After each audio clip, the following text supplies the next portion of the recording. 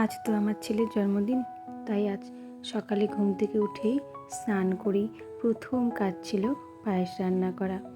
তাই সকাল সকাল চলে এসেছি ঠাকুর ঘরে পায়েসটা বসিয়ে দিতে।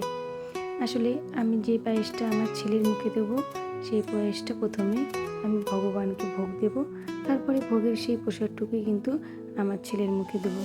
তাই সকাল সকাল ঠাকুর ঘরে এসে আগে পায়েসটাই বসিয়ে দিয়েছি। পায়েস হয়ে গেলে পুজোটা করে তারপরে কিন্তু আমি ছেলের জন্য রান্না করব। আসলে এই সব দিনগুলিতে তো একটু স্পেশাল পুজো থাকেই, তাই না? ভগবানকে তো ধন্যবাদ জানাতেই হয়, এত সুন্দর সব কিছু দিয়েছে। প্রতিদিনের পুজোটা কিন্তু আমার কাছে ভগবানকে একটা ধন্যবাদ জানানোর মাধ্যমে মনে হয়। প্রতিদিন কিন্তু আমি অনেকটা সময় নিয়ে পুজো করি, মন দিয়ে পুজো করি।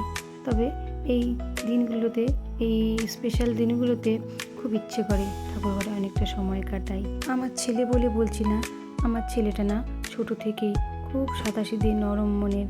জানো তো, ছোটোবেলা ও যখন ছোট ছিল, আমরা যদি কোথাও যেতাম মেলায় বা কোথাও ঘুরতে, তো রাস্তার ধারে যদি কোনো বয়স্ক লোক কোনো দোকান নিয়ে বসতো, আমাদেরকে না তার কাছ থেকে কিছু কেনাতই বলতো, তোমরা শুধু বড় বড় দোকান কেনো, এই বয়স্ক লোকগুলো বসে থাকে, তোমরা এর কাছ থেকে কিছু কেনো না। তো এটা আমার ভীষণ ভালো লাগে।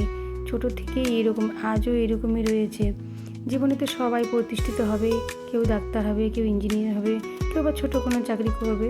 আমি না শুধু ভগবানের কাছে এটুকুই চাই, আমার ছেলেটা এখন যেমন মনের আছে, বড় হয়েও যেন এমনই মনের থাকে। টাকা পয়সা থাকলে তো জীবনে সুখ শান্তি হয় না, মনটাকেও ভালো রাখতে হয়। মনটা যদি ভালো থাকে, নিজের মন থেকে যদি কোনো কাজ করে শান্তি পায়, তার থেকে কিন্তু শান্তি জীবনে আর কিচ্ছু হয় না। তো আজ আমি ভগবানের কাছে শুধু এটুকুই চাই। আর তোমরাও কিন্তু আমার ছেলেটাকে সবাই আশীর্বাদ করে দিও, ও যেন খুব ভালো থাকে, খুব ভালো মনের মানুষ হতে পারে।